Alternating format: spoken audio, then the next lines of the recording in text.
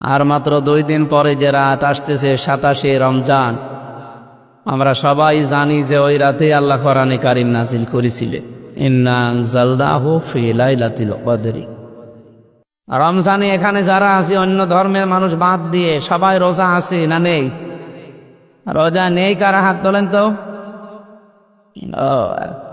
একজন, ঠিক আছে, অসুস্থ হতে পারে, অসুবিধা নেই।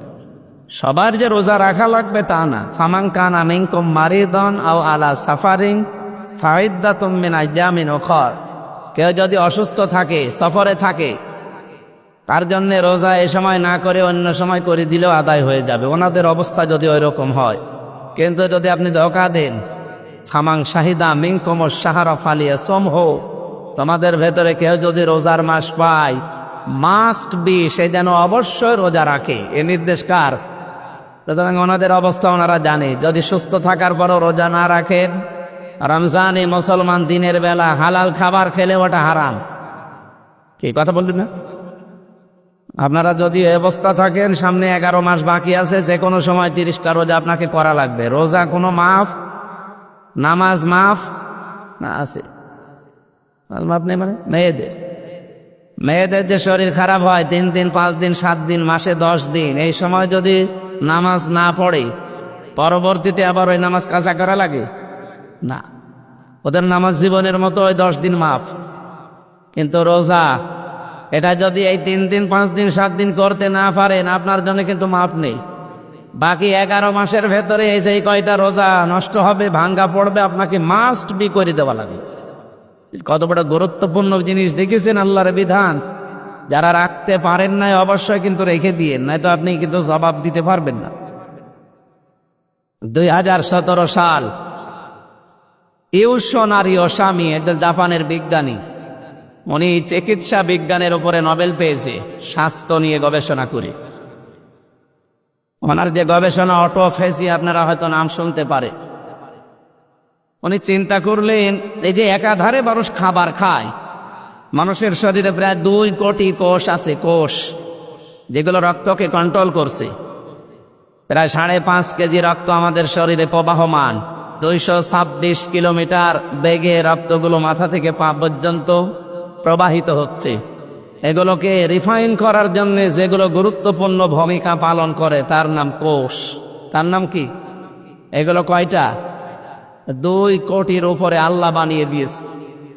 কিন্তু একাধারে মানুষ যখন খাবার খেতেই থাকে, তখন ওই কোষ পাশে আরো কিছু বৃদ্ধি হতে থাকে অতিরিক্ত।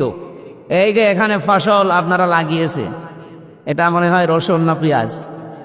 এ পেঁয়াজ আসল যেটা, ওর পাশে আগাছা নেই? এ কথা বলছে না কেন? পেঁয়াজে আপনি সার দেন তাও হতে চায় না, আরো আগাছা, যত কাটেন আরো বাড়ে। আগাছা পরগাছার জ্বর বেশি না কম? ফসলের চাইতেও বেশি।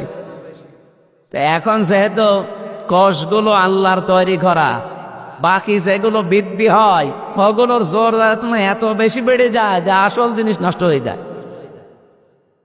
উনি চিন্তা করলেন, এই কোষগুলো তো ক্ষতিকারক। শরীরের ভেতরে রক্তে প্রায় 5 প্রকার ক্যান্সার হয় আর 2 প্রকার টিউমার হয়।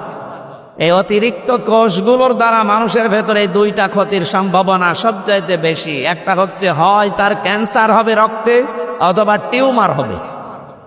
এই রোগ থেকে তো মানবতাকে বাঁচানো লাগবে, মানব জাতিকে। চিন্তা ভাবনা করে উনি এই অটোফেজি আবিষ্কার করেছিলেন, আমরা যেটাকে সিয়াম বা রোজা বলে ডাকি। উনি দিলেন যে 29 দিন থেকে 30 দিন যদি কেউ দিনের বেলায় 12 থেকে 14 ঘন্টা না খেয়ে থাকতে পারে, আল্লাহর তৈরি করায় আসল কোষগুলো তখন ক্ষুধার্ত হয়ে যায়, তখন খাবার পায় না, ওই আশপাশে অতিরিক্ত বৃদ্ধি হওয়া কোষগুলো খেতে আরম্ভ করে।